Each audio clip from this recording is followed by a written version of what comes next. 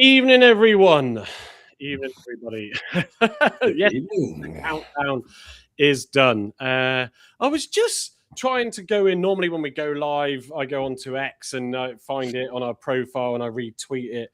And I'm like, oh, where's it all gone? It doesn't seem to just instantly show it anymore. If anybody can retweet it and put the PAFC hashtag on for us, then please let us know. We've not got any comments showing. Let me try and fix that. There we go. So they've also Restream have also decided to play around with things. There we go. Let me just try. Oh, we don't want that. I don't want the demo version really. I just want the normal ones. No, that is a demo chat. Hang on, what are we doing here? Bear with us, folks, and especially if you're listening post. Anyway, shall I start the ball rolling, Mike? So if you no, it's all right. We'll sort it out in a minute. So rather than panic. Anyway, evening, everybody. It's good to have you back on, this Thursday evening. The weather's still absolutely wet outside. This rain doesn't seem to stop. But we've got a game on Saturday, of course, away to Blackpool, and we need to find our rhythm again. But joining me tonight is Gavin. Evening, Gavin. How you doing? Hello, sir. Very well. And yourself, Andy? Yeah, very good, mate. Thank you. Had a really good day today, thankfully. Good. Sunshine. Yeah, so I am just going to try and sort this out because these comments, there we go, medium, that's better. There we go. That's better.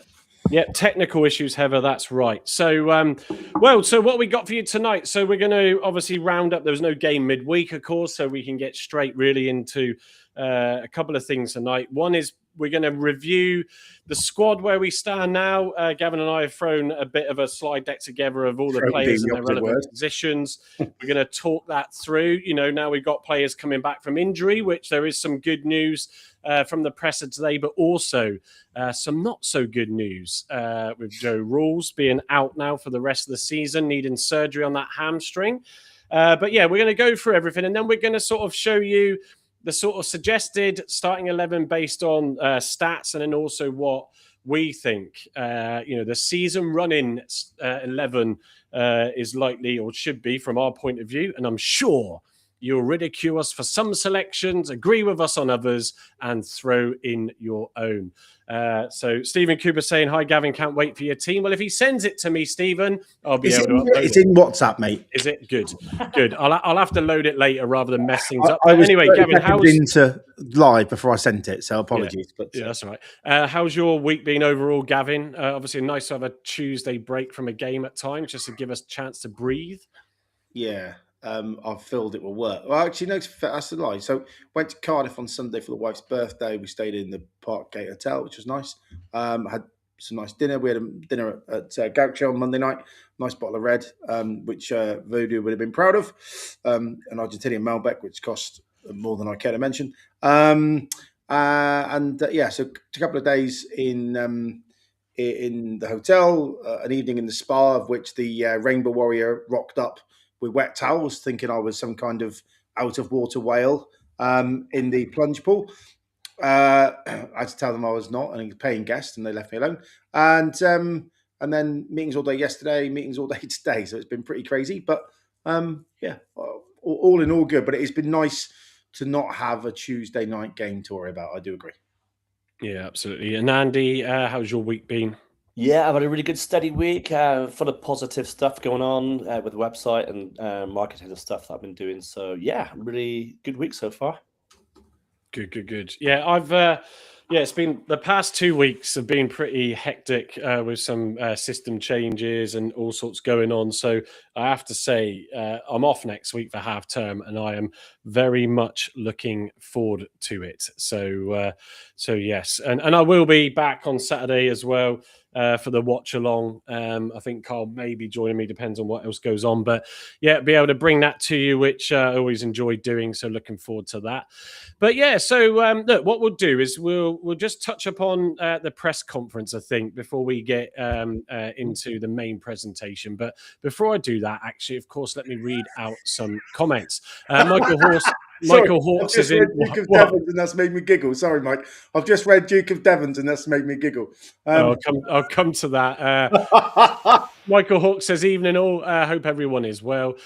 Stephen Kubner says, evening guys and Mike. Heather's in as well, who will join us later as well to give us the women's update. And that big game next Wednesday at Home Park against Exeter. And they've had to pit on, open more blocks to accommodate. We've also got Debbie Furfin. She said, good evening all. Hope everyone is well. Brian, all the way over from Boston, Massachusetts, says, evening everyone. Looking forward to tonight's podcast as well as an Argyle win on Saturday. Come on, you Greens. Andy is also keeping you occupied in the chat. VW Coco's in as well. Good evening, he says. Duke of Devon, evening all. Baz in the Cloud, evening all. Hope for a win on Saturday, especially with the return of a few of our key players. Spicy Wedges says, evening chaps. Hope all is well. Gutted about Joe Rules. Evening Grumpy as well, Debbie says. What else have we got? Larry as well from Plymouth, Massachusetts is in tonight as well. So he says, good evening, gents. We've got Duke of Devon, which is, I think, the one that made Gavin laugh just now. It's like my dad trying to figure out a phone. VW Coco also says, yeah, gutted about rules, but our midfield has now got to step up for the rest of the season and virtue final. What else we got in here? Ben Collins is in as well. Evening, he says. Luke Hodge and Ads Taylor is back as well. Evening all. Hope for a return and a win on Saturday. So let's just crack on to the press conference. If I can find my mouse to move the slides. Where's it gone? There it is. Right, starting off with slide one. Here we go. So TC says it's a determined reaction this week. Our momentum has been jolted.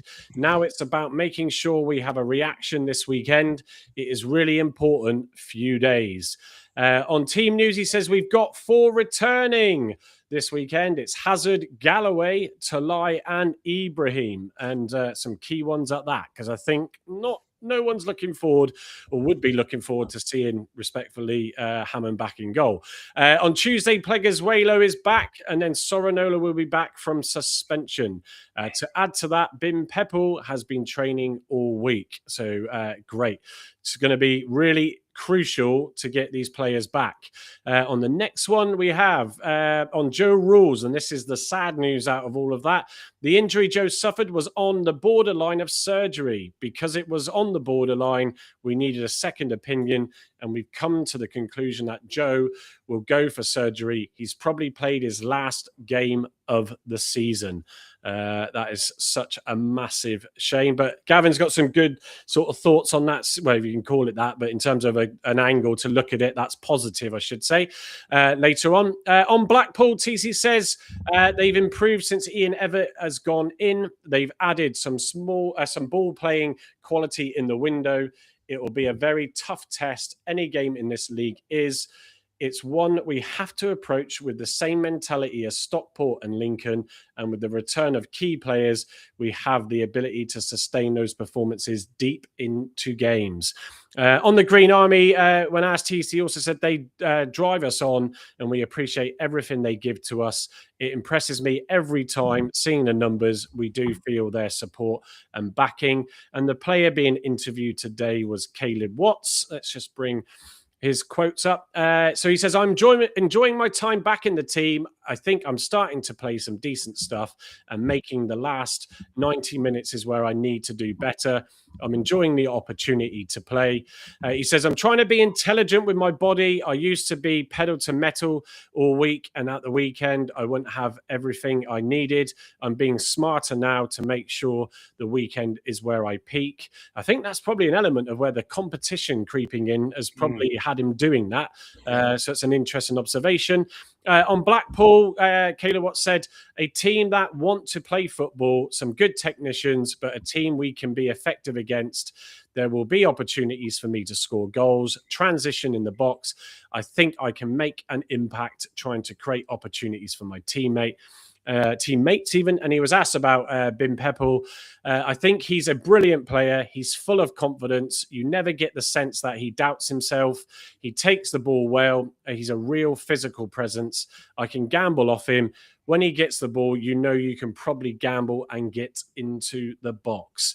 Right, let me switch back. So, Gavin, yeah, the sort of news on rules. I mean, we got 4 players coming back, and then, obviously Plegazuelo and that the following week, which is really great because it feels like forever that Pleggy's been out. Yep. But Joe rules, yeah, that is a shame and a gutting. But yeah, what angle have you looked at that? Obviously, with the situation with him, as I'm a positive kind of guy, as everyone knows, glass half full. I was speaking to James Grealish on the way down to a meeting call earlier, and I said this: "Oh, that's a pain because he's a very good player. However, if he played the remainder of the season and stood out, there'd be lots of people knocking on his door for his autograph come next season." Because he'll now be with us, recuperating because he's contracted till he'll get a salary to the end of June. There's plenty of time for us to look at him, get him back fit, and then if we do offer him a new contract, which I think we should, because I think he'll be one of the best midfielders in the league next year anyway. He won't cost us as much because his stock will have dropped because he's had basically 6 full games and a couple of subs appearances. We'll know he's fit, no one else. So we won't get suitors, but also his salary that will be dictated will be probably less, probably maybe 10-15% than we would have done if he'd played all his games and we had to fight off other clubs for his signature. So I had a conversation with my brother actually this evening about this, and he was like, well, we don't need to sign any more injury-prone players or re-sign, and I agree with that because we've had a stinker this year. However, if I was going to make one what's the right word I'm looking for? I don't know, it was a very busy day. One change to that philosophy, it would be Joe Rolls, because I think if he the 46 games or whatever it is next year, if you kept him fit for 25-30, then he would be having us there or thereabouts top 6 with a good squad around him. So I would pick him. I wouldn't overplay him, and I'll have him next year. So I think, although it's a bummer, but who knows? He could have come back without surgery, lasted 1 game and gone again. So now I think this is the best possible scenario we can hope for, that he rehabs with us. He seems to be happy down here. He's told the press he's happy down here. And we get him for next year now with no one else snooping around because of he'll go under the radar. So that's my theory. Ready? Yeah, I think, Andy, it's, look, we would love to. He showed a lot of potential. He obviously turned our form around and helped go on to that win, didn't he? To that run of games, and it was gutting to see him go. And you could see where we were slipping up in those second halves in the recent games. So it is a shame.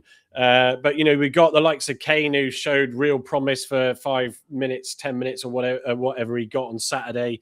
Hopefully he can step in and fill those shoes for the missing rules. But yeah, look, maybe it gives us a bit more, assuming actually as well, he does want to carry on playing at the end of the season. Yeah, I mean, Kane seems like for like, doesn't he? Much as I like Rawls, I think Kane brings that a little bit of flair, doesn't he? We saw in 5 minutes a little bit of trickery going on with him, and he looks really good. So he could quite easily step into Rawls' shoes. Shame about Rawls because he held the midfield together, and Boateng shone when he was in the team. Since he's been at the team, he's still sort of played okay, but he's not been as effective as we know that here in Boateng, Malachi Boateng can be. So, yeah, if he's got creative players around him, then Boateng still thrive there, and I think Kane's got that ability to do that. So it's all good. Yeah, no, it's look, it's unfortunate, but out of the returning players, I think Hazard, Gavin, obviously after giving sort of support for Ashby Hammond for a few games and seeing him come in, and obviously that disaster at home to Lincoln. We've all seen the clip from the side of the goal, and I mean, I sort of threw the debate up that, above all else, yes, maybe Hazard should have definitely done better, but it was a absolute superb corner that just, like, when someone recorded it from the Mayflower side, and when you see it from that angle, you're just like, wow, just sit there and watch that and just take that in. It was a fabulous corner that resulted in that goal that gave him that 2-goal lead and sealed the game, really. So yeah, good to see him back then, Gavin, I suppose. Yeah. The stats don't lie. I think he conceded 1 in 5, and then he got injured, and we've conceded 8 in 4. You could argue they're better teams. You could argue that, we've had tired legs. You could argue a number of things, but the simple fact of the matter is stats don't lie, and Hazard statistically is a far better likelihood of keeping a clean sheet, which means you at least get a point, than we are with Hammond in goal. I just wish they could sort of saw off Hammond's legs and stick them on Hazard, because I think between the two of them, you'd have a decent keeper. I have to say that Doncaster's keeper, I did watch this whilst in my hotel room in Cardiff, Doncaster's keeper to keep out 4 consecutive penalties, but before that, keep Doncaster in the game against Huddersfield in their Virtue game. He's 22, 23 from Hull on loan. He is immense. If we can go and sign him in the summer window, we've got a very, very good keeper. I can't remember his name, but he blew me away before even penalties, and then they missed 4 penalties on the bounce. I will tell you all, he saved 3 and 1 at the crossbar. So there's work to do in the summer, but for now, Hazard's our best bet. I think if he can come to some kind of anywhere near the form he played under Miran Muslic, we'll be fine for the rest of the season. Touch wood, as long as he stays fit. Yep, and apologies to those with their ears for the tap on the mic. Yeah, Andy, look, Hammond's had his chance. Sadly, it didn't work out, seemingly, and Hazard's back. So, and there's a number of key players back as well, isn't there? So, it is all about, and I said it on Saturday, having that strong, confident, defensive line in front of you as well. If he comes back in and we shore up, I don't care as long as we shore up, really. Yeah, I think we forget that we had the spine of our team sort of ripped out again, didn't we? We've had defensive frailty with Galloway out, and we've had Hazard out, and we've had Rolls now out, and then Talai out. So we've had to replace them with players who maybe not as good. I'll say it that way. I'll be kind. But yeah, with Hazard back in goal now, I think Hammond did have his chance, didn't he? And I think he failed it miserably, sadly, because he's got a good peg on him. He can kick the ball, but when it comes to shot stopping, he needs to do better, really. There's a couple of things he could have done on Saturday that could have prevented goals there. 1, come off his line for the first goal, and 2, maybe got his fist to the third goal. But I don't think as a keeper, you can't let 2 goals be conceded, 1 direct from a corner and 1 a header from 2.5 yards, 3 yards from your middle of your 6-yard box, and say you've had a good game. I don't care what anyone says. You either come for that corner that he misses, that they get the point blank header in. If he bumps into any of their players and hits the deck, he's going to get a free kick, because that's just the way the game's gone. If he comes and punches it, they don't get the header. But to sit rooted to his spot and not go for the ball, unforgivable for me. I get a fact as well, though, Gav, that you've got 4 players in front of you who are supposed to be doing their job as defenders, but you've got to have some sort of communication from a goalkeeper to defence. Yeah, he's got to come. He's got to come. It's mine, and he's got to get a fist on it. Even if he fists it and it scrums up over the bar, it doesn't end up in the back of the net. It's as simple as that. Yeah. No, agree. Evening. All says GT, come on the greens there. Green Gruffalo, including Roberts and Teagan, we could give 8 players sitting in the stand, not travelling come Tuesday. Heather saying, just need a clean sheet. Hazard does that. Luca lets 1 in each game. It doesn't help, as I said, when also the people in front of you don't do their job. But Truth Plim, Hazard out of contract in the summer, isn't he? Yep, that's the other thing with that. He obviously didn't get a move in the window. That was sort of touted might happen. So he is out of contract, and I think he probably won't accept a new one. I'd be amazed if he does, and probably just equally needs to move on. So please, Hazard is ready. Says ads need on number 1 in goal again. To be honest, gives more hope. Sign Kane and Rules for next season, says Coco.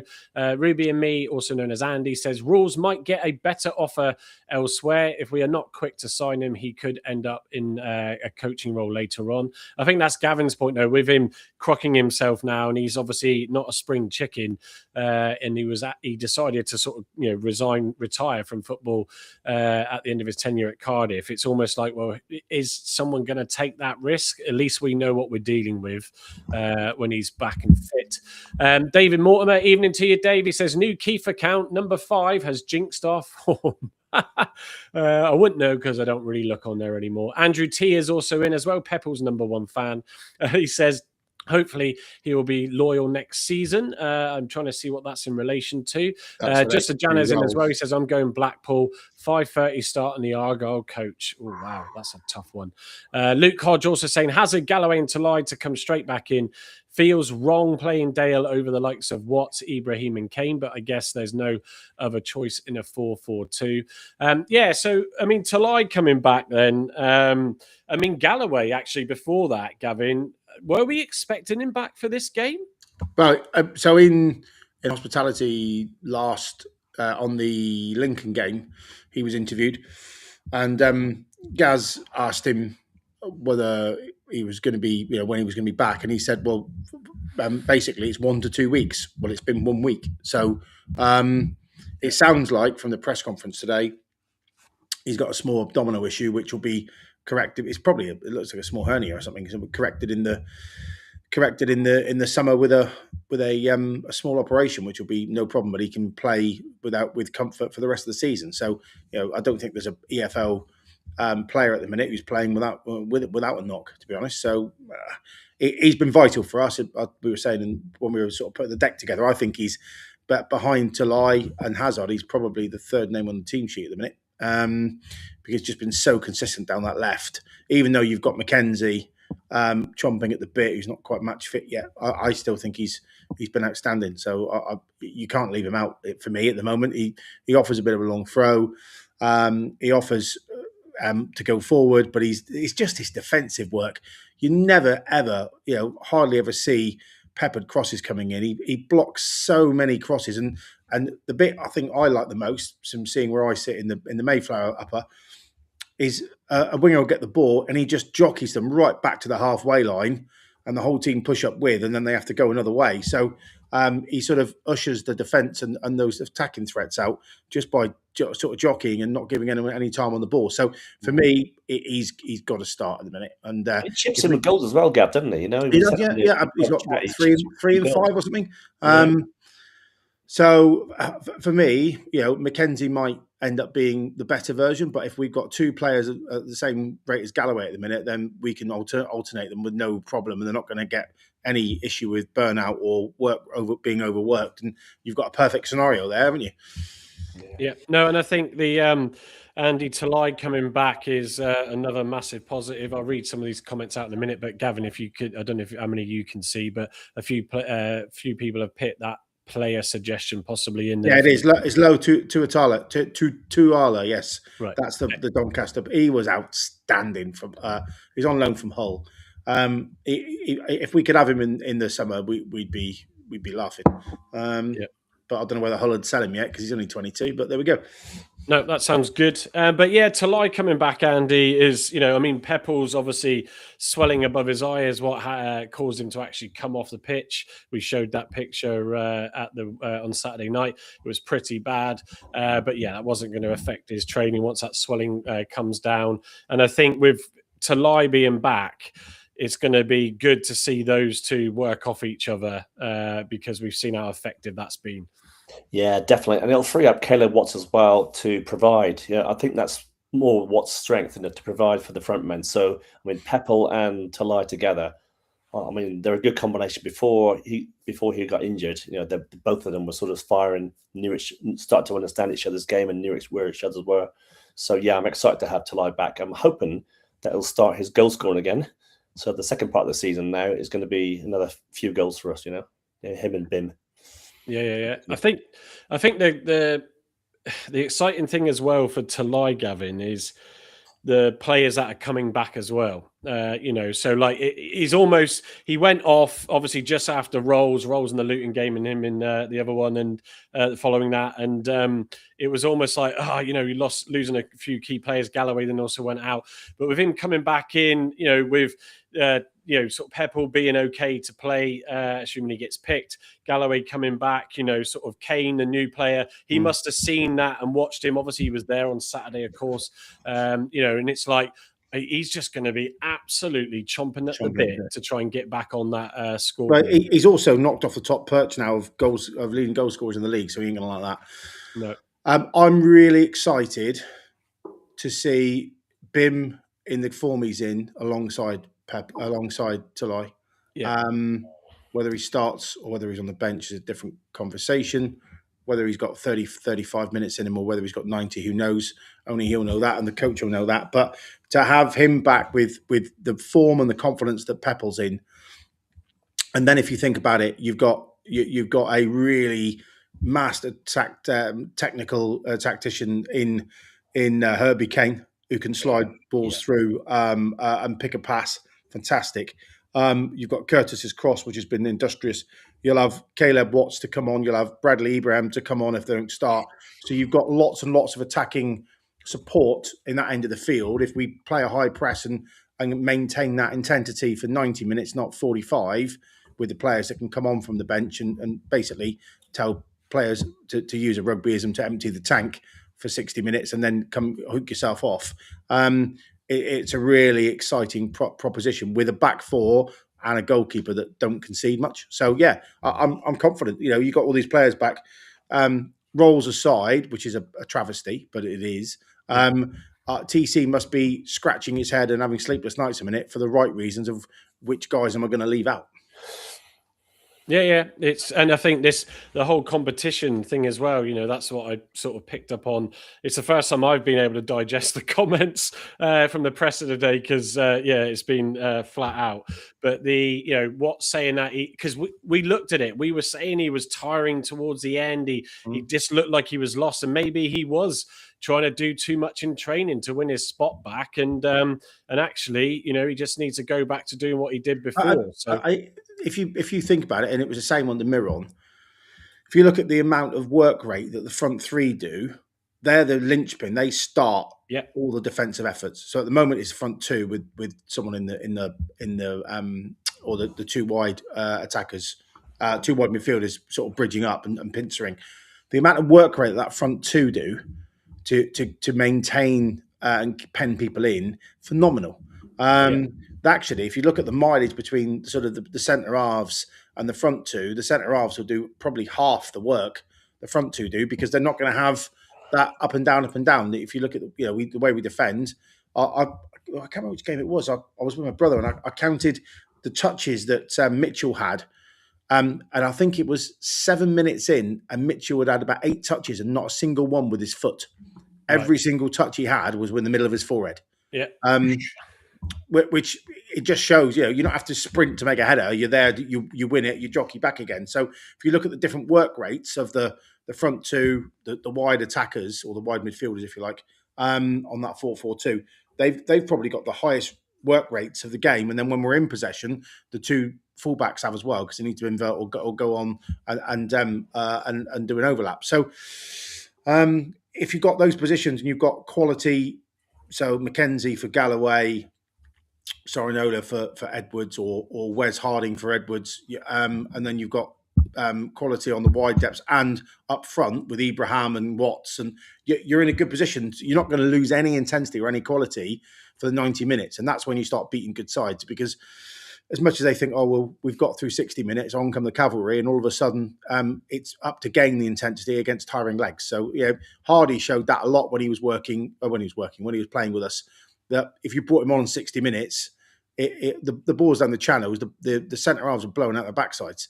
And him with fresh legs always outbeat the centre half. So we're in a decent position now. We've got a squad together, and I think this is the real time you can probably say for the first time this season we can actually grade TC's work properly because he's got a full deck of cards, bar one, to play with. And I think that's we're going to come to the squad presentation deck in a second, literally. But I think that's the thing that gives me a bit more confidence is we've had a bit of a stutter, sadly, after a really strong run. Obviously, losing a few key players, some during Talai, Rawls, and Peppel all during the game, and obviously Watts because of that discipline first half, and that's unbalanced us and unsettled us. Whereas with who's coming back in, I'm excited to see Ibrahim get back, and if he comes on as a sub, how he's going to try and pit his marker on to stake his claim.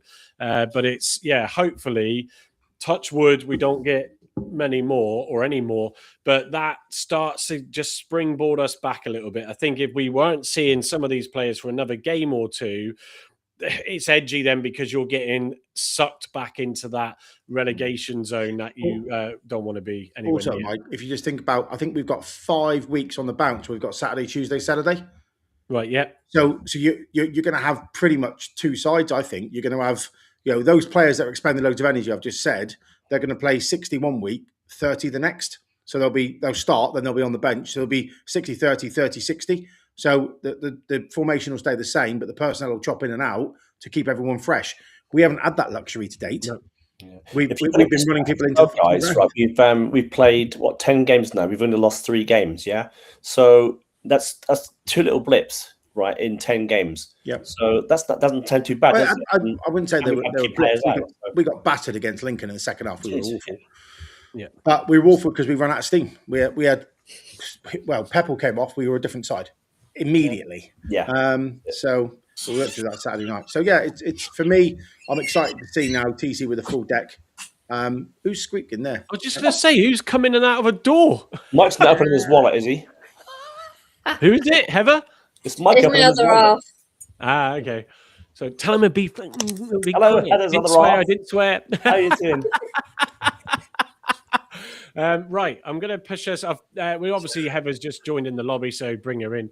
Why not? Let me just get this slide up, and then I'm going to come. Oh, come on, man! There we go. I'll come to some comments quickly before we run through what the squad looks like. Baz in the Cloud says, agree with Tolly in the second. Wouldn't want to push him too quick and risk a longer spell out. Accidental Pilgrim, evening to you, says the 2 games we recently lost, Stockport and Lincoln, were bonus games. Anyway, as both are bonus games as both are challenging for the league. Most other sides will lose to them. Andrew T saying, with nearly a fully fit squad, there are no excuses for playing people out of positions. Yeah, absolutely. Ads also saying, use Pepple and Watts and then bring Tolly on second half to push things on maybe. But the problem is first goal could be a killer for either team in this game. Luke Hodge says, I'd be surprised if Talai was on the bench, as that sounds like he's still not fit to me. He's only been out for 2 weeks, so if he's fit, he starts. Agree. Andy also saying Pim is great for being able to hold the ball up for Tolly and Watts to get into attacking positions, keep us up and the other end of the pitch and away from our goal. Pilgrim Pete is back in tonight as well. Good to see you in, matey. Hope you're well. Cleverly would want Rules, Kane, Mitchell plus Talai to stay next season, says Coco. With our injuries back plus 2 decent keepers, we would have a decent chance of the playoffs at least next season. Do I dare say that it still ain't over yet this season? I will, and I can. What else we got? Green Gruffalo, TC mentioned Tolly can give us a big lift second half as an option, so possibly on the bench. Yeah, and Hull would sell him. Whether we could afford him is another matter. That's in relation to, I think, that keeper Timothy Latutala. Right. Monch toot. That's it. Something like that, me lover. So, right, we got a few slides. On those that are regulars will know that we love a little slide deck. These ones aren't so visually appealing because we were throwing it together. Well, I say throwing it together. We were wanting to get it together so we could at least talk it through. And we like to do that so you can also see. For those that are listening post, then obviously you just have to be able to listen because you won't see. But thank you for doing so anyway. And don't forget, if you're on that Spotify or Apple podcast, give us a like and a comment or a review, however you do it on there. That would be much appreciated. Right, Gavin, I'll hand over to you. Okay. So goalkeepers, fire away. So we talked, I think it was Saturday, wasn't it, after the game, and it was like, what should we do for the next live lounge? And the window had just shut. And I think we were both talking to ourselves around what does the squad look like now? Who have we got? Who's left? Who's injured? Who's not? And I was like, well, let's try and throw something together for Thursday because there'll be a lot of people who, I forgot about him, or is he coming back? So this next 15 minutes or so is a synopsis of the squad, who we've got. 15 minutes? Yeah, 15 minutes. 15 minutes of the slides, then we can talk for an hour if you want. I'll put my feet up. So just going to go through the squad in player detail per department, so goalkeeper, defence, midfield, attack. Interestingly, then I ran this afternoon through a well-known AI platform. I won't name it. ChatGPT, I love AI. and just asked it to give us the best 4-4-2 formation based on stats for the season on FOTMob, and it's done that, which is interesting. And then to finally pick off, we've done a bit of a what we think our best 11 and subs are for the rest of the season, and then who's left out, which is, again, I think some of the comments here are quite interesting around who doesn't get a peg on a Saturday. So, without further ado, goalkeepers obviously haven't changed. So we've got Conor Hazard, who's now back with us, thank you Jesus, who's got a FOTMob rate of 7, just over 7 for the season, which is pretty decent, with 7 clean sheets. Hammond's got 1 clean sheet to date, and a FOTMob rate of 6.74, and Zach Baker's not stepped over the whitewash in anger. So that's our goalkeeping contingent. You can go next slide, please, to do a Boris. Yeah, 2 seconds. He's playing with his phone again. Where's my mouse gone? I'm trying to multitask. I'm failing miserably, folks. Right, there we go. Fire away. So defense over 2 slides. So Such, FOTMob rating of 7.04. He's actually our highest rated defender in FOTMob, which is interesting. I think if you'd asked the fans that on a poll, he probably wouldn't have finished near the top. But statistically, he is. I thought when he came on last week, he looked really sharp, actually. Yeah, I think he's just on him, Gav. I think he's probably taken, I said it on Saturday, a bit more criticism than really I think is due. He generally is fairly robust when he comes up, and he's very good at getting the ball forward as well. Agreed. So there's that door of Heathers again. It's Mike's wallet. I keep telling you, he's opening his wallet. Heather needs a WD-40. You can go to your local range store and pick that up tomorrow. It's the one door in the house that squeaks.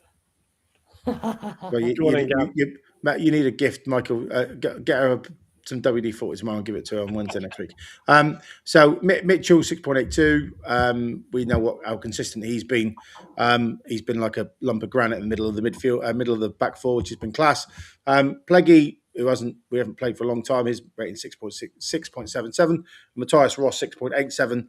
Again, I think he's coming to his own over the last month to 6 weeks, and he's pretty much ripped the shirt off of Pleggy for the foreseeable, in my opinion. I think he'll keep the shirt for as long as possible. He's adapted to the league now.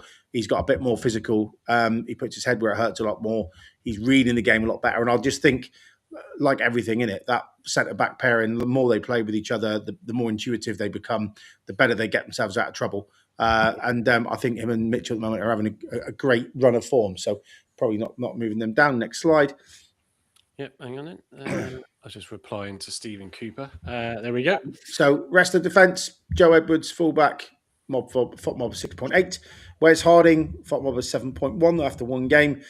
I thought he got a bit of a bad press last week for 1 bad pass. You could call it potentially 2, but he's got speed, he's got agility, he can pass a ball. He wants the ball and got inverted. I think he'll be a very good Joe Edwards foil for this year. If we're going Saturday, Tuesday, Saturday, I think start Wes 1 week, start Joe the next. It'll be a fantastic duo. Brendan Galloway, who again I think has been our probably most consistent defender of the year, doesn't get the plaudits he deserves, and chipped in with some good goals. Jack McKenzie, who will be the understudy on the other side of the defence for him. We haven't seen his peak performance yet for any stretch. I think he's only had 35 minutes, and he needs to get some more form and get some more minutes. And then Matti Saranello we've put into the defence, although he could be in midfield because he's played everywhere. So that's a defence. Let me move. Oh, come on, wake up. Defence. Me, not the mouse, that is. There we go. So midfield. This is I suppose it's just beginning to show our depth a little bit, which we haven't had. So we've got Brendan Wiradu, who has done really well since I think he's been moved back to his natural position, along with Malaki Boateng, who's started every game for the club this year, which is the only one there. Watts has come back with real abundance and some good form. Kane's new, but I think he'll do really well. Hazard and Roberts and Ibrahim make up the trio. Ibrahim back, I think playing him higher up the pitch as an 8 would be a really good thing. And Joe Rolls injured at the bottom. Next one. Just before we jump, because I just spotted it, Gav. There's no FOTMob ratings on the players, on some of the players in here. So Brendan Wiradu clearly didn't pick that up. I'm trying to do it live now and going and find out. Go back and then we can just give them the ratings. But I mean, for the purpose of this, it's just like, what's the squad? Who we got left? So we're on this slide now, yeah? So attackers, So this is interesting because I think I would say two pick themselves, which is Peppel and Talai, but back up then you've got Aseni, Amici, Patterson and Curtis, which make up the remaining players.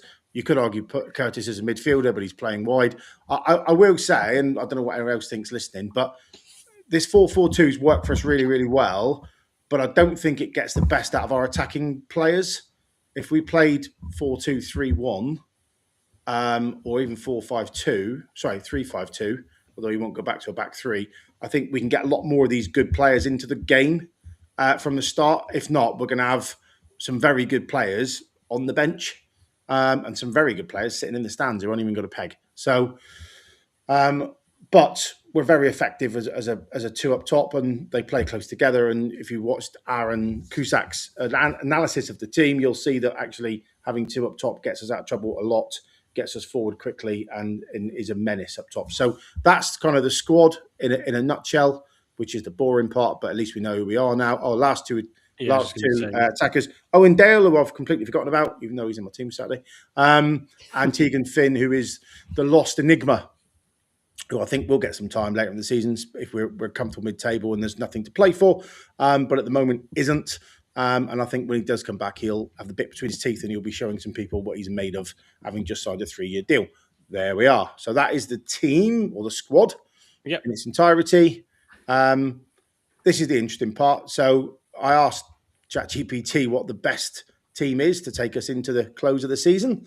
And statistically, it's this, for those who are listening. For those who aren't listening, they can read, I hope. So Connor Hazard in goal, which we have no real complaints about. Left back, Brendan Galloway. Mitchell and Ross in the middle and Joe Edwards at right back. You'd expect that. They've got the most clean sheets as a 4. Then the midfield gets interesting. So it's got Xavier Amici on the right midfield, Boateng and Watts in the centre of midfield, and Jamie Patterson on the left of midfield. Statistically, they're the best 4 midfielders, apparently. And then up top is what you'd expect. It's got Talai and Bim Peppel. And then the bench, statistically, the best team is Hammond, because Zach Baker's the only real option. not put a foot over the whitewash, so he's got no rating. The defenders are Pleguezuelo and Matti Saranola. Again, this is thrown up from ChatGPT, nothing to do with me. The midfielders were Brad Lieberham and Brendan Wiradu, and the attackers were Ronan Curtis and Owen Aseni. Yeah, I like Andrew T's comment there. That team equals stats off of mugs. 100%. Yeah, exactly. Yeah, it's a bit of fun, but actually, sometimes it's very easy to go statistically. That's the best team. Let's throw it out. But old-fashioned football goes the nose of this. The sniff test is that team would not ever make a Saturday. The back four would, and the front two would, but the midfield would never be put out in a game unless we were really in the shit. No, there's if he's still watching, there's Jamie P who entered the chat and said hello just earlier as someone that's working with me on a project that I'm doing, and we were talking about AI because of the project that I'm doing is built something with AI, but he says, I'm not so keen on AI at times. You just got to watch for stuff, and this is a good example of where it's interesting what it will spit out, but it's basically looking at FOTMob and looking at ratings and going, there you go. Because, Amici for me wouldn't be in it. Patterson hasn't seen enough games to be in it. Caleb Watts, you could say, yes. Wiradu's not even showing there. Curtis Nelson has obviously only been with us for a short time. So where it's possibly looking purely at us, he's not overly registering. You wouldn't completely argue with that back four at all, and also with those top two. So overall, it's really that midfield in there. Before we come to our Block 9 season running 11, just read out some of the comments. So Stephen Cooper says, if we lost rules of the season, can we bring another free agent? No. Well, yes, we could, but I don't think we need to really with Kane and that. We really are the old proverbial Jekyll and Hyde team, says Ruby and me, Andy. 1 minute we are world beaters, and the next it's like they've never played together. It's been very frustrating watching Argyle this season. That's like what first half to second half for the last 3 weeks. Yeah. There is that. Accidental Pilgrim said Curtis has to start for me, no brainer. I totally agree. Green Gruffalo, TC was completely wrong blaming Luca Ashby Hammond for the pass. The back four decided to go rogue. Hammond was just following on-field instructions. Well, it was 2 misplaced passes, right foot, wrong foot, however you want to look at it, that led to the first goal and that second. What we got? 0-0 in the Brentford-Arsenal game, as Peter Henwood is keeping a close eye on that one. Nice. Also, they're the better team in London, Tottenham, isn't it, I think? Sorry, Peter. Have just obviously sacked their manager as well this week. And so is Forest today. It's just, what on earth is that? What a mess. At least they'll have 4 managers in a season. That's got to be some kind of Premier League record, isn't it? Guys, just absolutely barbaric. So, moving then to the next slide. So, this is the Block 9's Team 11 running to the end of the season. So, yeah, take it away, Gavin. So we've gone, and it was a collective effort, not my team, as much as I'd love it to be. So we've gone Hazard in goal, as you'd expect for those listening. A back 4 from right to left of Edwards, Mitchell, Ross, and Galloway, which you'd expect. A midfield, this is where it gets a bit interesting. We've gone on the right-hand side, Matty Saranola to play in front of Joe Edwards. Herbie Kane and Maliki Boateng, not Hiram. Maliki Boateng in the middle of midfield, and then Ronan Curtis on the left, and then Peppel and Tulai up top. So that's the 11. Yeah. What is interesting for those who are listening and not watching is the subs for our imaginary match day 11 for the game for the rest of the season is Hammond in goal or goal replacement, 2 defender replacements in Wes Harding and Julio Pleguezelo, 2 midfielder replacements in Brendan Wiradu and Bradley Ibrahim, and 2 attacking options in Caleb Watts and Owen Aseni. And I've just realised in my rush, Xavier Amici is not even on my not selected column, so there's another one to add to the list. So that's our 11.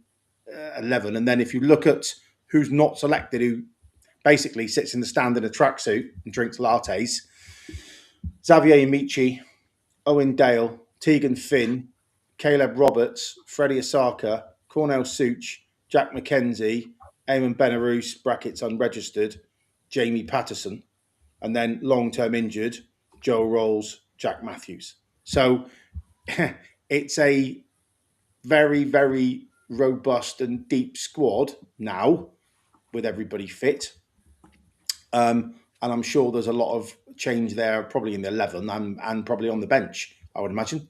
It's that was ours. It'll be interesting to see what people think and who they would replace, because no one's ever going to agree with me or us on this. I'm sure they don't agree with my 11 as it get at the best of times for a Saturday, let alone more do than Carl's. But we'll see what the thoughts are. But be fair, I've got half a brain, so that puts the end of it.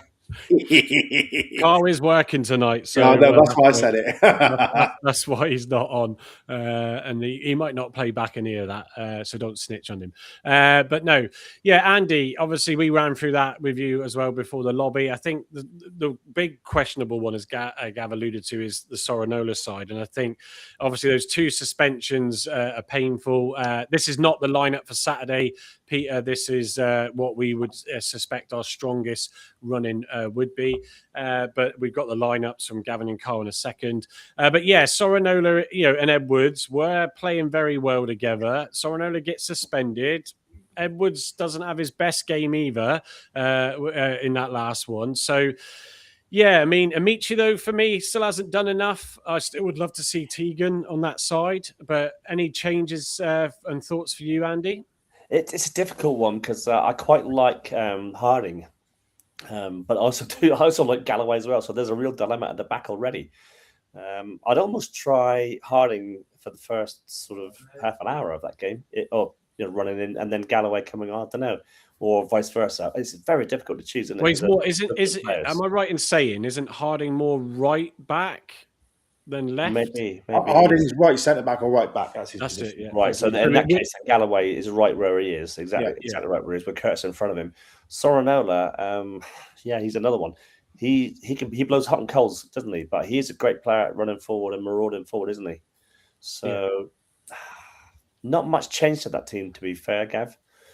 It's really good for the running. Again, I agree with the side. Wow, Steve Cooper, me and you are like peas in a pod. Tish. The thing for me that sticks out is not even who's on the bench, who's not on the bench is the big real eye opener, because I forgot Xavier Amici on that list when I actually put it together 2 minutes before we went on.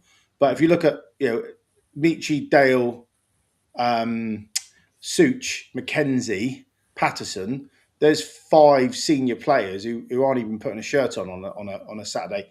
That for me says where we are now as a squad, and the fact that we can rotate, we can do Tuesday, Saturday, Tuesday with some real conviction, knowing we've got some strength in depth, which is a godsend for us. I wouldn't fancy being TC in the selection committee, mind, because who you're leaving out. So looking at it now, Gav, looking at it again, the only change I would probably make from that selection there is having Wiradou in front of Kane.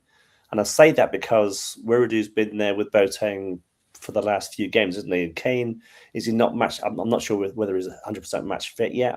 For me, you need to have the reason why I think we selected him as a team was, you need to have a ball playing like we have with Rolls. You need a ball playing and a ball winning centre midfield pair, because I think Wiradou and Boateng are too similar. So they're both ball winners, and they both can drive the ball at the pitch, but neither of them can pick a pass consistently. Whereas if you looked at what Rolls did, he swept up, but he pushed the ball forward, passing it quickly up the pitch. And if you've got Peppel and Talai up top, I'll tell you what it does now. It shows me that we've got no excuses between now and the end of the season to not finish strong. Because if that's the squad that he's got at his disposal, TC and the coaching team, it's now about the skill is putting the right people in the right places at the right time to get a result. And that's with bar injury as well, isn't it? You could sort of And sorry, just looking at the slagging off of Wes Harding being picked on the bench and not McKenzie. I wasn't thinking about Harding being a left back replacement, but more of a general centre back replacement, because Pleggy can play. He's played left back, he's played left centre back, or he's played left of a back three. Harding can play right back or right centre back. So that's the way, in my mind, that worked. You could flick Pleggy out and put McKenzie on the bench. Again, we're having nice conversations, aren't we, about squad depth. Then McKenzie could play left centre back or left back. So, or if Ross got injured, Galloway moves across and McKenzie comes on at left back. So there is a very big discussion to be had, and for me, the bench now is probably the most contentious, and probably that'll be the longest conversation on selection meetings. Will be who sits on the bench. I would imagine.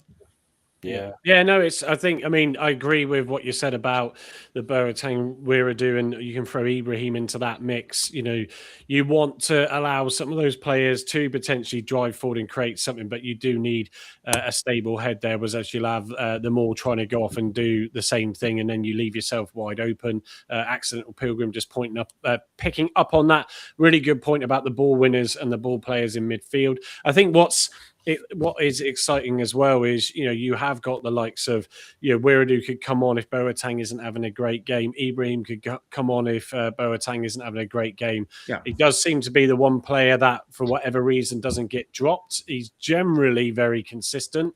But yeah, it is great to be able to talk about, what do we do here and what do we do there? And Wes Harding, I think for Edwards, Gavin and I, when we were going through this, it's almost like, his form's been a bit up and down, but do you drop your captain? But I think if he doesn't perform with Soranola, it won't be for Saturday, but, and even if he gets back in based on the squad now, but it's almost like you would then have a go with Wes Harding in that position if needed. Again, experience coming back into it. The one thing that I sort of, I'd be much happier if Joe Rolls was fit. And I know if my auntie had Dangley, she'd be my uncle. But if Joe Rolls was fit, you'd feel far happier in putting Wes Harding in at right back and putting Edwards on the bench or dropping them all together. But you need that leadership. So the only real, on looking at that, you wouldn't include Hazard as captain material because he's in the sticks. The only other skipper I would put in all that of that mix there would be Brendan Galloway. He knows the club. He's been here a long time. He is a leader. He's got maturity, he's got age, and he's one of the first names on the team sheet. So without that experience on the pitch from for me, it's a challenge on who skippers decide and who calms things down if it goes wrong. Yeah, and I will because more animated than normal because Gavin has had to talk through a lot of slides there, but I can hear the multiple knockings of the microphone. So we might invest in a boom for him to keep his mic off the desk. Yeah, so there we go. Right, so what I'm going to do is we'd normally then go into the selections and that for Saturday, and obviously playing against Blackpool, and I'll read a few bits out from their situation. But as Heather's been so patiently sat, I'm just I chilling. mean, and yeah, anything, Heather, besides your squeaky door that you want to throw into that mix of what we've selected there? To be honest, I'm still out of it with the men. It's like I know like the regular starters and stuff like that, but yeah, I ain't got the knowledge like Gavin's got with his little essays on everyone. Thanks. It's Chat GPT because I love AI. Ask me about women. Yeah, I got the slides. I got the info. Men, still a learning Well, I'll curve. tell you what then, Heather, let's just move straight into it. So Oh gosh. it was, come on, slide. There we go. Is it going to change? You're under pressure now, Heather. Come on, you've got to There we perform go. now, girl. So it was a little bit of a stumbling block, Heather, wasn't it, in the game at the weekend against Gwalia on those fantastic plastic pitches. It was being streamed for those that were watching it as well on Argyle TV. I've lost the comments again for some reason. But yeah, do you want to tell us a bit about that one on the weekend? Yeah, it was obviously different. Obviously, we just signed a keeper as well just before, so it wasn't one of our regulars in goal. So we had Ella Stowell. She's a dual register from Bristol City. So it was her first game time with the team. But I think basically Gwalia's clearly been watching us and has figured out that we are a heavily attacking team, and they just parked the bus and kept us away from that goal as much as possible. Yeah, well, it's one of those things where, and well, notwithstanding, Heather, there was a missed penalty, wasn't there, early on? Yeah, I think that did cost us. Fair play to the keeper; they figured out which way Phoebe was going, and stopped it. But at the same time, we had plenty of chances. We had like hitting the crossbars. We had at one point an open goal, and just couldn't get it in the right angle. Like we kept going wide, over, around, and it was very frustrating. We're just like, it's almost like the Wimbledon game, a team that we should have dominated. Yeah. And we just almost not fell apart, but we just couldn't figure out where goal was basically and where the net was. Do you think then? I've got Marie Hurahan's comments. I haven't got the videos. I've literally ran out of time. It's been that frantic. But yeah, do you think then that's going to give us some food for thought? You know, if we're gonna come up against other teams that are going to park the bus, then did she try and tactically change it up? I'm sure she did. But it's going to give us something to think about if other teams do that. It all depends because, to be honest, Gwalia was giving it out and the ref was a bit dicey. A ref being dicey, really? But we had so many fouls on Phoebe, so many fouls on Tiana, and they were going for our strongest players, unfortunately, that was going to slot the goals. So obviously we did a few substitute, like Una Lu came on, Tamara came off, and like Paris came on, like some heavy, strong players, which again kept us up in attacking, and we were pushing for it. We just couldn't find that goal. Sorry, I do apologise. That's all right. Oh, the cat's making, or wants to get in on the action as well. Look. Yeah, look, I mean, where does that leave the situation in the league now in terms of how the others did around us, Bournemouth and that? So we were all watching the Oxford and Oxford game, Watford and Oxford on our phones as well for the like updates, and it was back and forth. So they'd be like 1-0 up, then 1-1, then like 2-1, then it was like 2-2, and we're like, oh come on, we just need Oxford to actually do what they do best in the last few seconds, like get that winning goal. And unfortunately they just didn't this time. So Watford did get the 3 points, which has obviously pulled them further away from us because we only picked up the 1 point. We are now chasing the top still, not so much comfortably playing the games now. We basically can't afford a draw at the minute. Like a draw is no longer good enough. Those 3 points every game we need them. Like especially Wednesday we need them. We need to try and beat Bournemouth. Like it's it's all or nothing. Otherwise, unfortunately, that bronze spot unfortunately will be ours.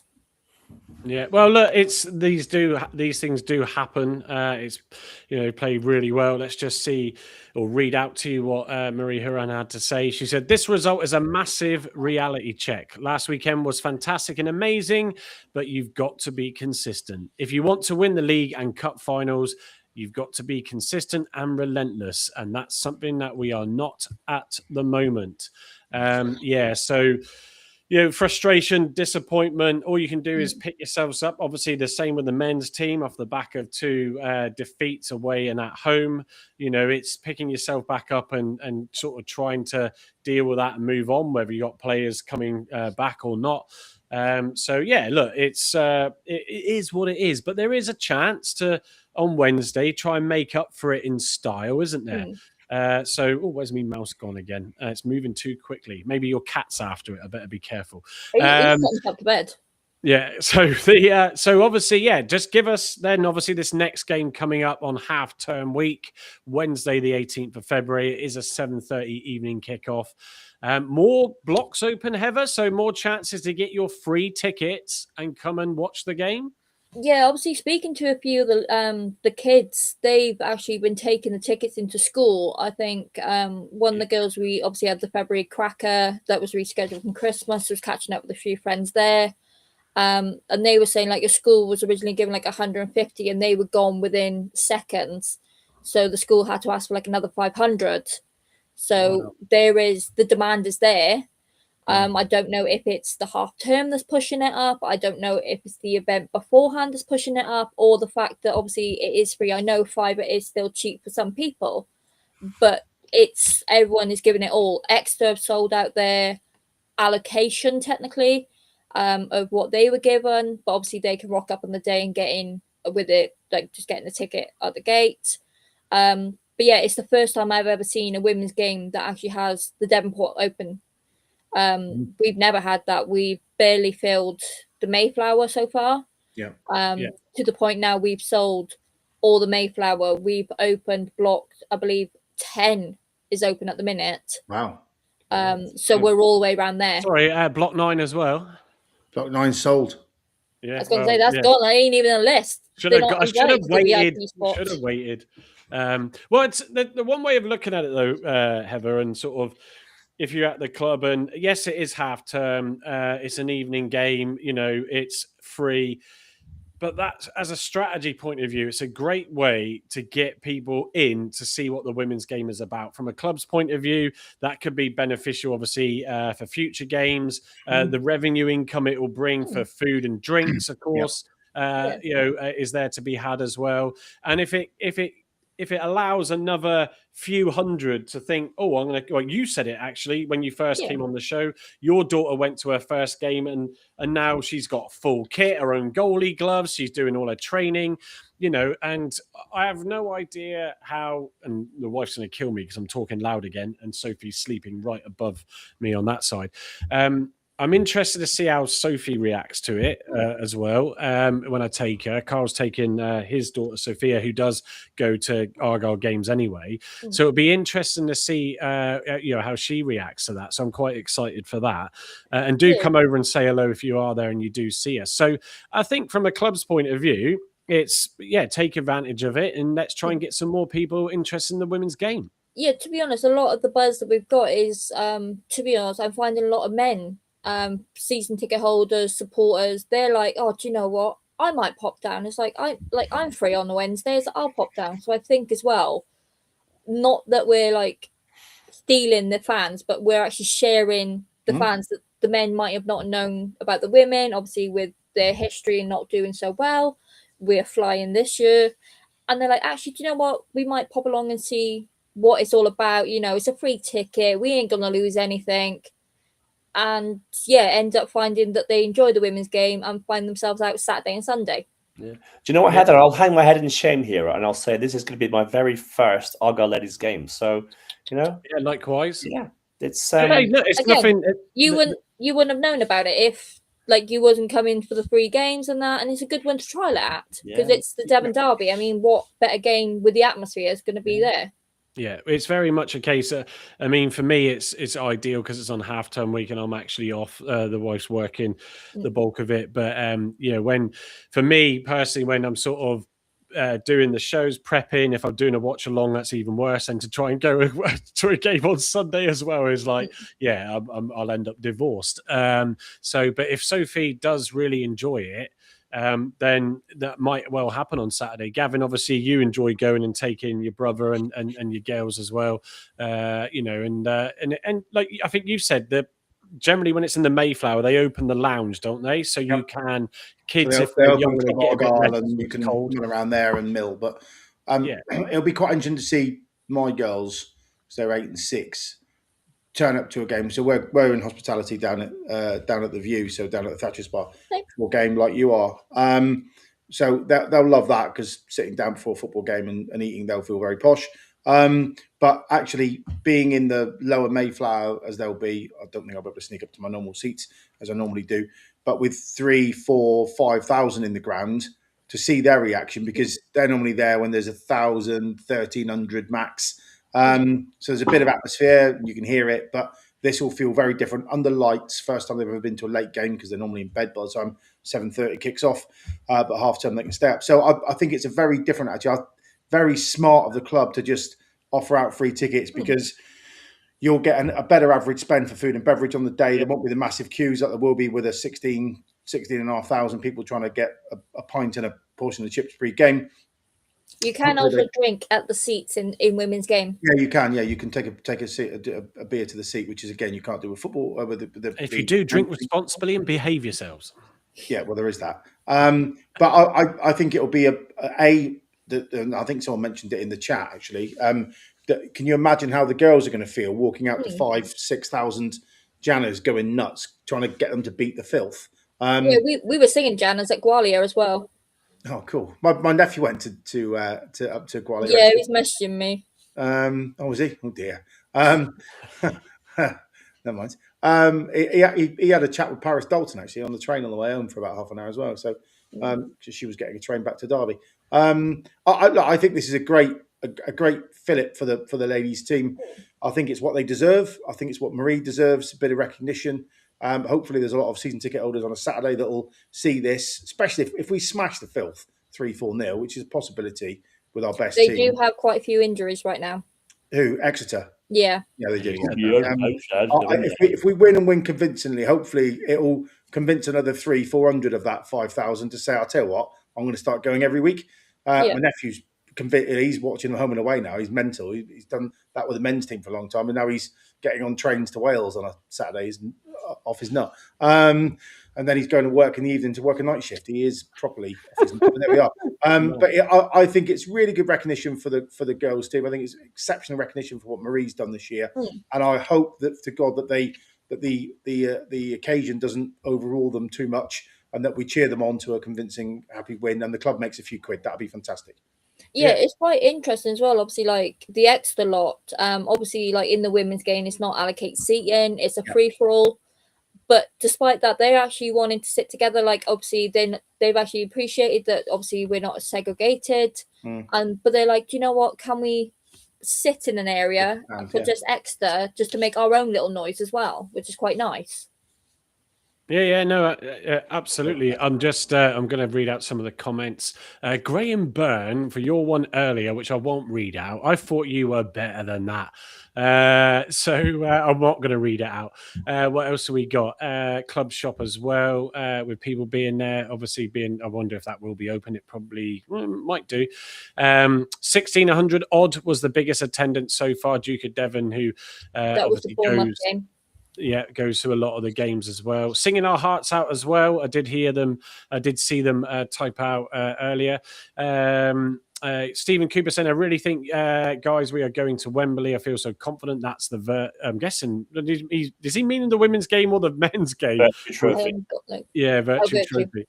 Accidental Pilgrim saying maybe you could do a Block 9 vlog covering a women's game. Would make a good watch and raise interest. So that Pastico, even that'd be brilliant. there is that where Heather can we want to do more. I did allude to a comment I put in earlier from as Carl just drops in from Stephen Cooper, that if we get enough and if you want to join Heather to discuss the women's game from start to finish on your own show on the Block 9, then that could happen. We're all for it. Dangerous now. That's it. Yeah, a day in a week, where you can get your Block 9 women's football fix. So, hope you're working hard, Carl, tonight. I won't say what Gavin said about you earlier, but anyway, I defended you, Carl. I defended you, Carl, mate. Don't worry. Classic. I do like Zoe's mentioned. Obviously, like we know Zoe through the club as well, and she said that she's been going like for 3 seasons. Yeah, saw that. And obviously, like when they first started, like there was hardly anyone there. Awful. And now, like even we went last year, and there was probably about 200-300 people there, and now you're up to like a minimum 600-700. Like that's fantastic. Yeah, well, and well done for the club for persevering and driving it. On that hope that it does carry on to grow. You can go off some people, says Carl. Carl, mate, you know that. Yeah, that's why Carl's not on. He's gone off. I was just talking about Carl's ability to pick a side on a Saturday and how popular he is. That's all I was saying. Zoe actually said, when we started following the girls 3 seasons ago, there was hardly any fans, as Heather was just saying. So it's great how many people then come out. What else have we got? Zoe also said, same, we travel home and away games. Ethan Prosser, evening to you. Yes, it was a great watch. It's been for my first 2 women's games. Debbie Firth saying, going to pop along Wednesday night to support the ladies. I'm guessing and I'm hoping you'll be wearing your Block 9 hoodie then, Debbie. So come and say hello. That'd be weird, spotting someone that we haven't met yet with their hoodie on. What else have we got here? Steve's Laura asking about reps. Say again? I've noticed Steve's comments about rep. He said, do you have men reps at ladies football in the men have ladies running the line? Both. But it's probably most of them I've actually seen is women. They're better as well, in my opinion. Yeah, to be honest, the women refs, they've been quite equal. They've actually managed the game. I find almost with the men, they're not as good. That sounds really bad of me. I love that comment. I'll put it up on the screen, let alone it's in the chat where you can see it from Accidental Pilgrim. Of course, we've noted it a few times. Child's. Yeah, no, it's really Heather's room. That she's secretly staying with her daughter. Can I just say, Heather's bedroom puts you lads to shame. Everywhere, like seriously, like there's pictures all up on her wall, like everything. Oh, so she's proper addicted, isn't she now?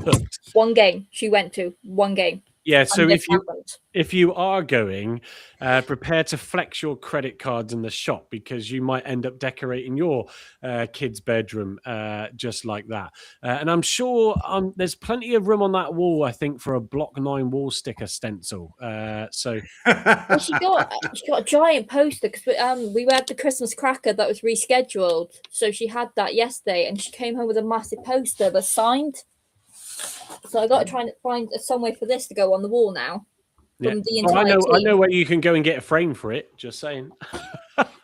Jesus, you can tell he's after that promotion at work, can't you? I picked this up today as well. Does anybody know what one of those are? Capybara. They're on promotion, and the wife said, "Can you get one for Sophie before they sell out?" And they have literally nearly sold out. So crazy. I just don't get all these plush, cuddly things. And are you sure that's not going on your bed? 100% ain't. Because I've got a Block 9 one coming. Just thinking aloud, is it? I don't know if you're around Saturday night, but is it worth doing a proper preview of the Wednesday night game versus the Scum on Saturday? I can do. Depends on time. I am driving. I've actually got the weekend off, and we're actually doing pageant training all day. So I'm in Andover for that. So I'll be driving back after training. 8:30 we start. So 9 o'clock. 9:50. Well, don't forget, just in case your chap is listening in, Heather, it is Valentine's on Saturday. It's Valentine's on Saturday, and what could you want more than anything than to sit there with your loved one and watch us talk about the game on Saturday. Because, yes, we will be here on Saturday evening, because who wants to go out and pay for a meal that's going to cost you 3 times what it would do on a normal night out? Why don't you grab a takeaway or cook your loved one a nice meal and set out the table and whack the Block 9 podcast on your big screen TV? What more could you want? They need mental help if they do that. That's what I'm going to say. Or they probably need some relationship counselling if that's what they're doing on Saturday night. Well, we'll soon see from the numbers. So Carl's absolutely right. Me and Carl are going out for a romantic Big Mac on Saturday. I hope you know. Quite nice. So what? You're not on the show then? No, they're going to do it from the drive-through. Classic. Oh dear. Classic. So yes, we will be back. Might be worth doing a proper preview, because we haven't done a proper preview for a ladies' game yet, have we? We normally just do. Yeah, I'll be up there. I'll have the mini me with me, so she wants to get in on it, because obviously we were at Gwalia, but we also had a photo shoot whilst we were up there for my pageant stuff. Well, I'll tell you what she was like still with her iPad, and all I could see was her going, "So today, guys, we're seeing Gwalia and Plymouth Argyle," and I'm like, "Okay, you watch me do too many TikToks. It's like, calm down your tits." What we need, is a Block 9 pageant. And I know Heather will want it hands down, but at least if we show, I've got my crown out there. So if we show, excuse me a minute, I think I'll be close contention for that prize. So Carl just said, "See where the night takes us, Andy." This is it, mate. Yeah. Anyway, that's a different Block 9 show. The travel lodge, isn't he? He's a classy bastard. He's booked the travel lodge for you. He has, mate. I know. Yeah. And proper single beds. Together. Oh dear. What we could do, because it is half term, is if Saturday doesn't work perfectly, Heather, we could always do Monday night potentially. I'm taking a punt here on who might be free, or Tuesday night. Let's see what we can do. Although I just remembered I think the Devon Derby deserves a little bit, even if it's just a 30-minute Monday night preview. Yeah. I just think with Heather there, with her knowledge and everything else, and 3,000, 4,000, 5,000 turning up, it deserves its own preview. Is my only thought. That's all. Yeah, because I could do like a lot more in depth of obviously about like the run up beforehand, just like obviously the event beforehand, like timings, all that kind of plan. Because I know like on our supporters, like we get lots of questions. So it sounds good. Let's see what we can do. As Baz and the Clouder said, I've got to the stage of marriage where it is a Tesco Valentine's meal deal. It is just nuts, isn't it? Just how everything is that much more expensive. But of course, when you can, support the retail hospitality side, because it is a challenging market sector out there at the moment, that's for sure. Right, so I think Heather, thank you for that. Any final bits and pieces to share that you haven't shared yet? Not really. Obviously, it's just watching what's going, obviously the build up for it. Obviously, like I said, we're selling out more blocks, like we're all the way around to 10 at the minute. That's impressive. Yeah, it's just obviously the only injuries we really got in the squad is obviously H at the minute with their knee. But the squad is looking strong. It's growing. It's getting that's all we need basically. It's just a strong team, take advantage of Exeter's injuries and just smash it. Yeah. Exactly. We get a good scoreline as well. We ended 1-1 when we went up to Exeter. Right. So obviously we want to do better than that. Tiana scored a late equaliser, didn't she? She did, bless her. Yeah. Is that right that Amber Pollock plays for them now? Because Amber used to play for Argyle Ladies. Yeah, she plays Exeter. Plays for Exeter, doesn't she? Plays in the 10. Yeah.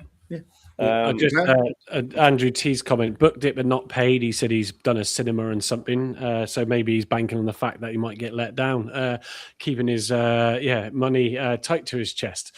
Laura Camille says, how rules is out, does that open the door for Belarus? If not, thank you, Laura, because that one came up quite a bit in the chat. I did see Andy also gave a thought on it. Obviously with us letting him go and rules getting injured, I think there was a really strong point that comes out, a strong inkling, I think, that they knew that he alluded to it in the comments. It was borderline. Even if they didn't go for surgery, he was probably still going to be a few weeks out.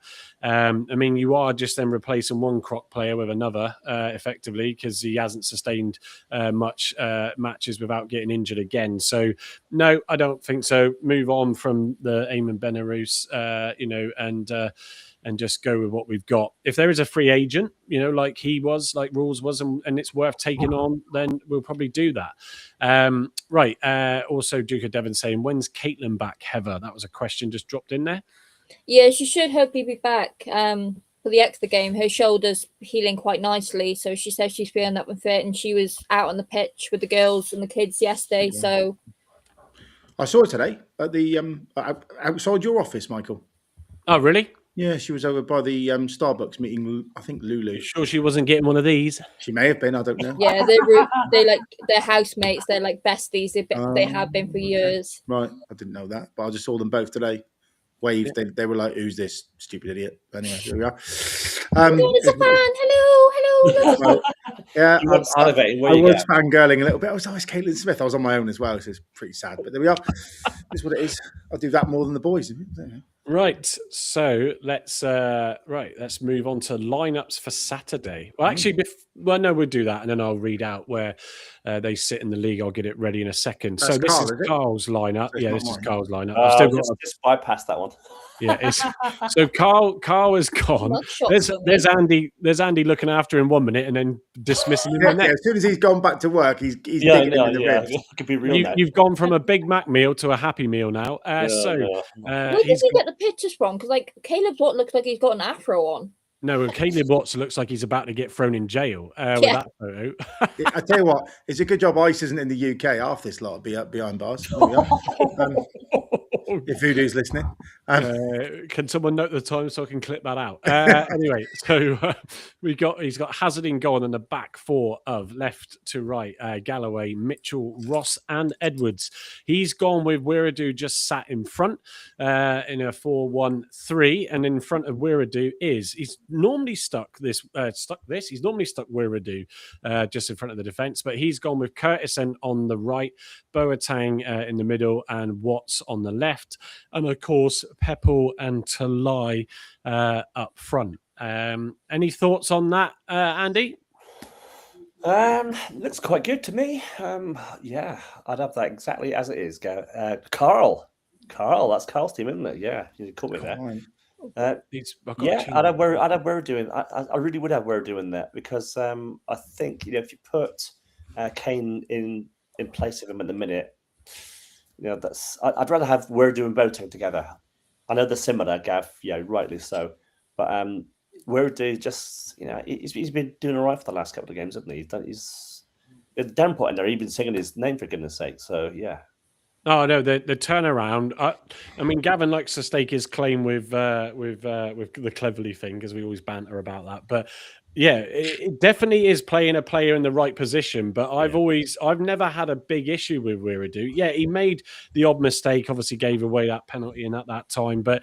Overall, I generally always felt that there was a good player there, and even when he was having to support that defensive role. So, it's good. It's good to see him back. Right, this isn't Gavin's. Can I just have my say on Carl's? Yeah, go on. While I upload your right one, do that. Okay. So, I just think I like Carl's thinking. Actually, I'm going to give him a bit of compliment. I know someone who was it who said it. I think he's been drinking again. Andrew. Fair. It is, but my honest opinion is, I see where Carl's thinking coming from because in order to get more of our attacking players in the squad, you can't play 4-4-2. So having that 3 behind 2 in the striker, having a front 5 is great, but I just think we go a run in midfield, if I'll be honest. So there we are. But it's a conundrum that is for people that have got far bigger brains than all of us to make this formation. But my formation, for what it's worth, for Saturday is the following: Hazard in goal, back 4 of Edwards, Mitchell, Ross, and Galloway. Standard, I think that picks itself at the moment. Here's where it gets a bit interesting. Is that me? Oh, it is me. No, It's not me. Is it? That's your lineup. Yeah, Owen Dale on the right. Okay. Oh, yeah, I did. Sorry, I did, and here's the reason why. I'm just realising what I said. So, midfield four of Dale, Wiredu, Boateng, and Curtis. Caveated that if Herbie was fit and could play 90 minutes, he would start in front of Wiredu, but he's not. So I think moving forward as of Tuesday, hopefully he gets 45 minutes. I would start him against Leyton Orient. But for this particular game, I don't think he'll get a look in because I don't think he'll start a game because he's not fit enough yet. Gavin hasn't been drinking. Thanks. I wish I had. And then a top two of Pepple and Talai, which obviously leaves a very, very strong bench, whichever way you cut it, because there's lots of players out there. Ibrahim, Watts, Harding, McKenzie, Michi, Plague's not back fit yet. But there's a very very, very, very strong contingent for a 7-man bench. But that's what I've started with. Just one caveat that if Herbie Kane was fit to start the match, he would play instead of Brendan Wiredu. But that is my team for Saturday. Yeah, no, fine. I think for me, wasn't there some sort of comment about Kane from Cleverly, either not necessarily in the presser, but maybe earlier in the week, where I just sort of sense that he's going to start him, and want to be on that front foot, have a bit of that experience and quick, adaptive play that I think he'll bring. Hopefully, people pass it to him this time, Gav. I tell you what, I've not had so much engagement on Twitter X, on Twitter. Let's call it its proper name. Than the Jamie Tartt, give me the ball. I want the ball. Give me the ball. That's a funny move from Ted Lasso saying this is Herbie Kane for the last 15 minutes because the poor sod was running around like an headless chicken in gaps and everyone was just going, I'm not passing to you, mate. But when he got the ball, he moved it forward quickly. And if you watch Aaron Cusack's analysis of him for that 15 minutes, it's spot on, actually. So... good shout. Go and check Aaron out on his Argyle analysis points. What we got in the comments then? So, sorry for all the jiggering and pokery with these comments. Restreams decided to implement a new feature, and it threw everything out from the start. So every slide then has been started with no comments. But what we got? Stephen Cooper saying we only got one player who has played every game, which is Malachi Boateng. Andrew T saying Kane is what TC was, popping it around busy. In terms of his time at United. Andrew T, with a comment of Gav hasn't been drinking tonight. Guys, at the moment, who's player of the season? Can't say at the quick fire, Gavin. Any thoughts on so far? Mitchell. Yeah. I think I would have lent towards that, Andy. Good shout. Yeah, I was going to say exactly that, Mitchell. Yeah, Heather? Alex Mitchell as well. Like, my daughter loves him because as a defender, she has the little phrase saying, if in doubt, kick it out, because every time he gets the ball, he just whacks it out of danger. Yeah, he has. He's been the most consistent, even with that bereavement and his family. He's been the most consistent player this season for us. Yeah. Agreed. Yeah. Boateng, I would say, he's consistent. But whether or not there is a thing or something in the background that makes Cleverly constantly pick him, or just the fact that he is consistent. What have we got here? Let me scroll back up on my window. Rambo's nose, love that for a tag. Evelyn to you says we're doing Boateng, good for breaking up play, but not for creating play. Debbie Fairforce is saying another great watch, guys. We'll look out for the watch along. See you all Saturday. Thank you for that, Debbie, and maybe we'll bump into you on Wednesday too. Injunction in the post for Gavin, that was a reference to his ice comment. Baz in the Cloud says must dash. Thanks everyone, great chat, great content yet again. Looking forward to watching the game on Saturday. Come on, you Greens. Michael Hawk saying great podcast. Again, sorry for the comment about the Luku comment. Michael, the Reading fan, and they also did lose as well at the weekend, didn't they? I think for me then, I do think Harding will start in that lineup on Saturday. Let's wait and see. I'm looking forward to tiring week, and it is tiring even doing these watch longs and 2 shows on a Saturday. But I'm looking forward to that getting my weekend and my half-term holiday time off up to a good start. So let me just move back up here. Obviously, we have one final thing to say. We have drawn, well, assuming we beat Luton, but obviously we now know who will play in the next round before we even get to play a game in the current round against Luton. But it is Northampton Town. That game is likely to be played if we get through in the first weekend or something in March. So that was drawn today. Andy, it's a chance to try and go forward and get to Wembley, isn't it, I suppose? It is. We've got to overcome Luton, of course we have, but we've beaten them twice this season. We need to get Mozza on for his lucky charm, Mike. Yeah. But Northampton, of the three clubs that left, it was at Stockport and Doncaster, and of course Luton and ourselves. That's the best probably opportunity we've got at home park to get through to Wembley for the third time. Yeah. No, Gavin, thoughts on that Luton game and progressing through to the next round as well? From what I've read, Luton are not that bothered about it. They don't want anything to do with it. I think they've got some injury concerns as well. I think they'll put out a weakened side, a bit like Huddersfield did, and they might rue that. I think we'll go as strong as we possibly can. Although looking at the strength and depth of the squad now, I think we'll have a strong side come what may. If we do that, I was crossing my fingers for Northampton home or away, and we got it, so that's handy. So I think if we can do that, beating a reasonably weak Northampton side should get us to Wembley, and I can go back again and spend a fortune on Diamond Hospitality at Wembley and lose 4-0 again to Stockport. That'll be fun.